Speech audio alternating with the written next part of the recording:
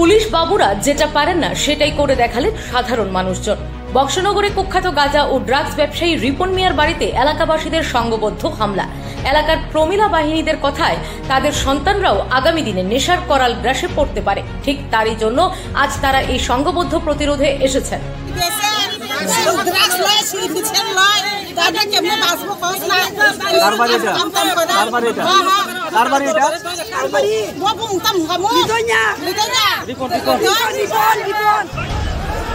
সত্যি কলমছড়া থানা বাবুদের লজ্জা হওয়া উচিত। যে কর্তব্য থানা বাবুদের সেটাই পালন করলেন এলাকার শুভবুদ্ধি সম্পন্ন মানুষজনেরা।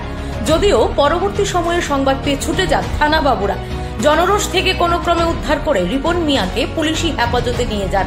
প্রশ্ন হচ্ছে, এলাকার মানুষজনেরা ঠিক কতটা অতিষ্ঠ হলে পড়ে আজ তারা নিজেরাই বাধ্য হয়ে রিপন মিয়ার বাড়িতে যান। এ ঘটনার পর পুরো ভোলেয়াচর জুড়ে থমথমে পরিবেশ বিরাজ করছে। অন্যদিকে সকলেরই প্রশ্ন, রাজ্য সরকার নেশামুক্ত ত্রিপুরার ডাক দিলেও পুলিশ প্রশাসন কতটা কাজ করছেন, এই দৃশ্যগুলো চোখে পড়লেই বোঝা যায়। Bureau report, Tripura TV. বাড়িতে ব্রাউন সুগার পাওয়া গেছে এর উপরে আমাদের থানা অফিসার আর অন্যান্য স্টাফরা এখানে এসে দেখে আমাকে রিপন মেয়েকে অ্যারেস্ট করে থানাতে নিয়ে গেছে।